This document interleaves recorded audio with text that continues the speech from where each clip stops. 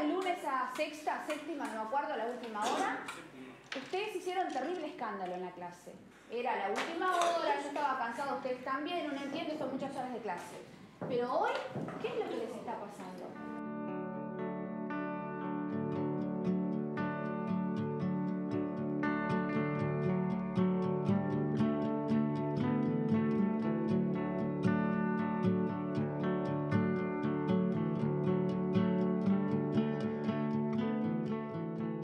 ¿Desde qué preescolar hasta que sale? ¿Qué le hemos brindado?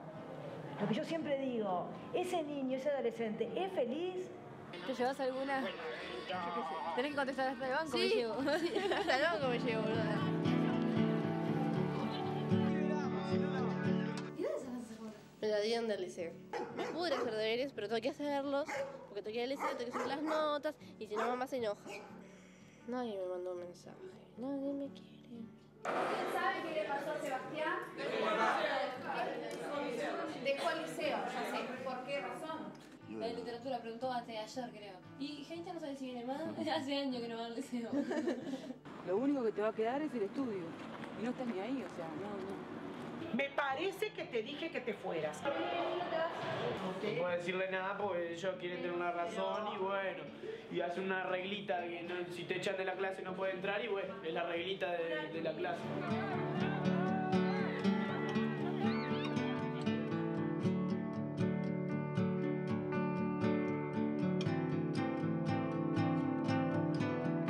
Ahora recibimos ya a su director, a Federico Prich. Buen día, ¿cómo va? Buen día, ¿qué tal? ¿Todo bien?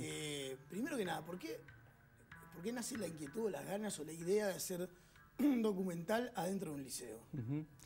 Bueno, el proyecto empezó en el 2010 ya, o sea, unos cuantos años atrás.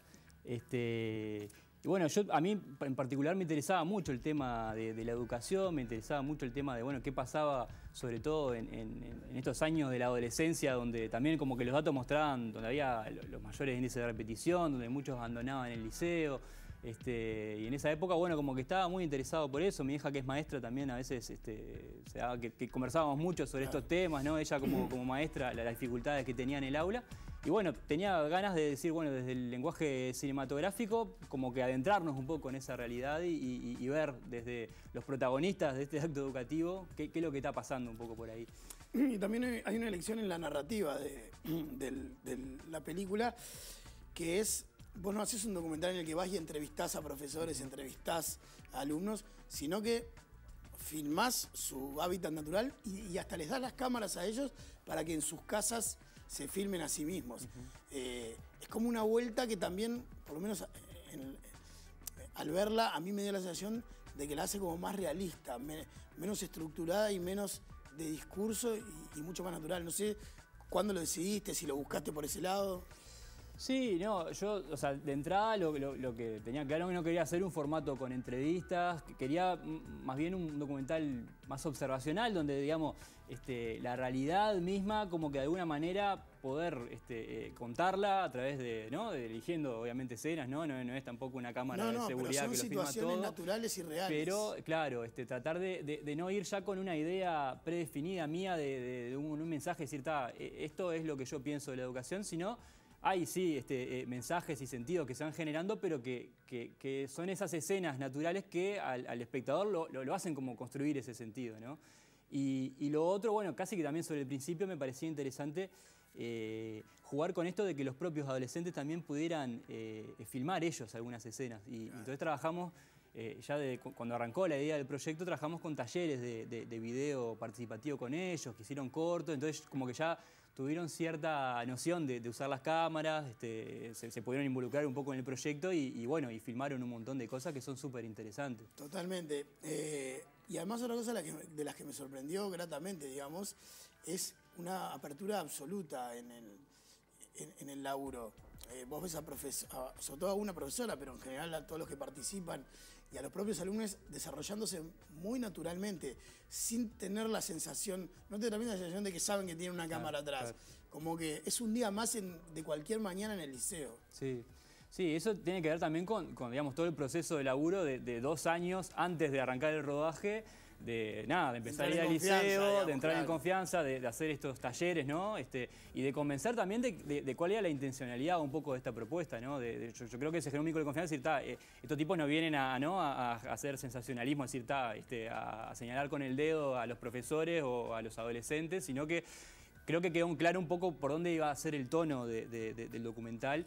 Entonces, ellos también se sintieron parte, ¿no? Un poco la profesora, los adolescentes del liceo, se sintieron como que se pusieron el equipo al hombro y dijeron, está bueno, somos parte de un documental, está buenísima esta experiencia, queremos mostrar al resto de la sociedad un poco qué es lo que sucede acá. Y entonces, fue como un poco esa colaboración. Si no, caían paracaídas el mismo día cuando acaba el rodaje, claro, obviamente la cámara ahí, ¿qué es esto, no? ¿Qué es este bicho? Sí. Y lo otro ¿cómo encontraste la apertura de las autoridades? Porque también tuviste mucha libertad, me da la sensación, para manejarte dentro del liceo. Incluso, cada uno sacará sus conclusiones, ¿no? Pero una de las cosas que a mí me queda en la película es, tenemos un problema en el sistema grande que va mucho más allá de los profesores o de los adolescentes a los que muchas veces les recargamos como las culpas directas, y que en realidad a mí la sensación que me deja es esa: tenemos un problema de sistema y hasta social en las casas a la hora de resolver esta cuestión. Sí, yo creo que como la tesis principal que termina, o sea, la sensación que te queda cuando termina la película, es decir, o sea,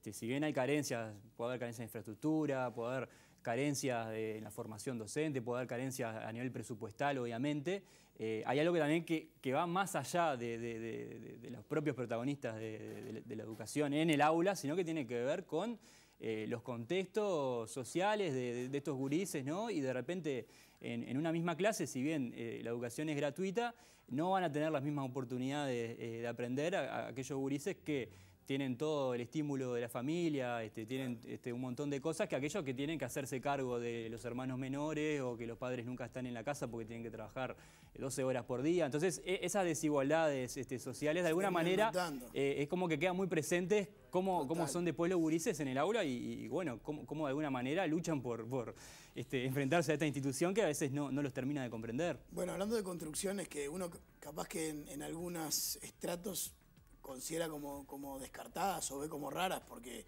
el padre y la madre tienen un rol como similar en compartir responsabilidades respecto de la educación de un hijo.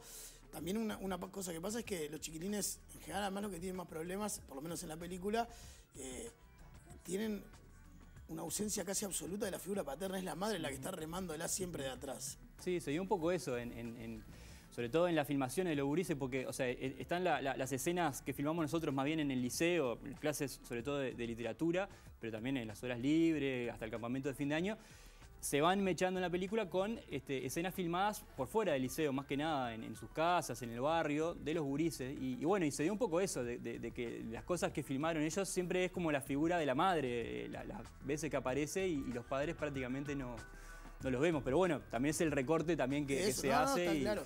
Pero también madres desbordadas en muchos casos, además. Sí. En esa soledad de tener los remos en la mano, para decirlo de alguna forma. No, que de alguna manera realmente es como que terminás de ver la película y no encontrás culpables directos, es decir, ¿no? Incluso los padres que vos decís, mirá, algunos están ausentes, vos también te compadecés, ¿no? Decís, el loco tiene que laburar 12 horas, está solo, tiene un montón de... es complicado. Y ahí te das cuenta como esto que decías vos, ¿no? De que es una cuestión estructural, que hay algo ahí que no está funcionando del todo. Sí, y hay como un juego durante la película, y te lo quiero preguntar también vinculado al nombre, ¿no?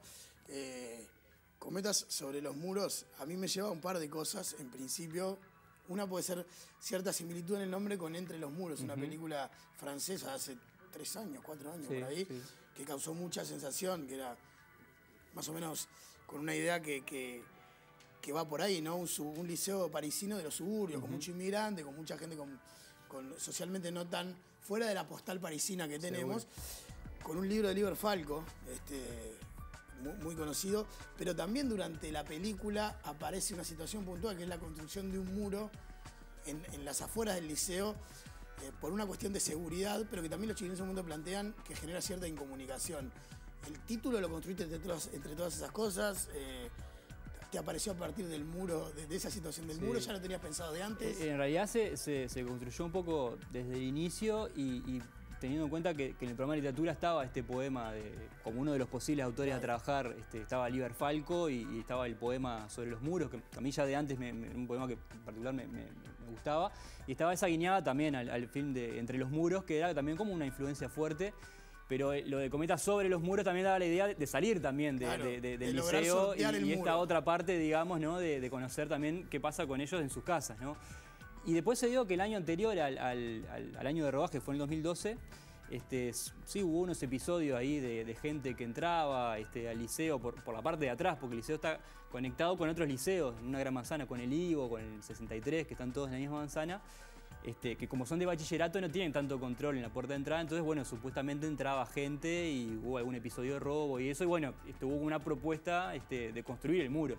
Y eso, bueno, generó algún tipo de debate, algún tipo de decir, bueno, muro sí, muro no, ¿qué es poder simbólico también tiene este muro, más allá de la necesidad de resolver, digamos, ¿no? Un tema de seguridad. Entonces, bueno, quedó en el 2012, fue una discusión que no se dio tanto, pero quedó, sí, la construcción del muro y algún intercambio sobre eso, que bueno, que también de repente tiene un poder más metafórico o que puede hacer algunas síntesis de conceptos que se van trabajando durante el año. Aclaramos que no por la duda estamos hablando del Liceo 59, el Feliberto Hernández, sí.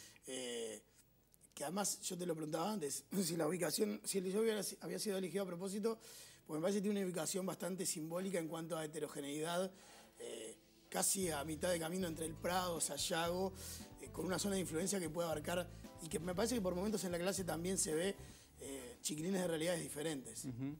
Sí, el liceo en realidad se dio un poco a partir de trabajar con Nancy y de conseguir a ella como una de las profesoras que fue, digamos, la que se involucró en el proyecto. Pero sí, la verdad que además hay que tener mucha valentía para, digamos, exponerse como ella se expuso y confiar en el proyecto y decir, bueno, está, porque era un poco un cheque en blanco, porque no era que me conocía a mí tampoco de antes, yo digo, más o menos le dije mis intenciones, pero capaz que si yo en la edición quería dejarla mal parada, digo, porque te da mucho poder la edición también, ¿no? Entonces, bueno, pero sí, lo que buscábamos con el liceo que fuera un liceo bastante típico, digamos, ¿no? De lo que es un liceo público, ni que fuera el liceo público con las mejores condiciones, ni tampoco el que estuviera más complicado. Y es un liceo muy heterogéneo, ¿no? Donde conviven incluso distintas situaciones socioeconómicas de los gurises, ¿no? Y bueno, es un momento bastante particular de la adolescencia, además, ¿no? Muy fermentada, los cumpleaños de 15, ¿no? Es una época donde hay muchos cambios, muchas tensiones, sí.